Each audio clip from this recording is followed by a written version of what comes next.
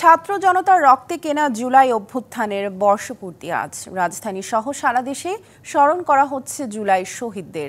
জুলাই অভ্যুত্থানের বর্ষপূর্তিতে মানিক মিয়া অ্যাভিনিউর জনসভা থেকে জুলাই ঘোষণাপত্র উপস্থাপন করবেন প্রধান উপদেষ্টা ডক্টর মোহাম্মদ ইউনূস।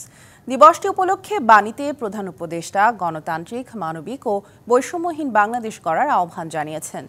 ঢাকা বিশ্ববিদ্যালয়ে শোভাযাত্রা বের করে জুলাই জাগরণ। শোভাযাত্রা শেষে শাহবাগে সমাবেশ করছে তারা। জুলাইয়ে ছাত্র জনতার আন্দোলনের সময় গণহত্যার নির্দেশদাতা ও পৃষ্ঠপোষকতা করার অভিযোগে সাবেক প্রধানমন্ত্রী শেখ হাসিনার প্রতীকী ফাঁসি কার্যকর করা হয়েছে।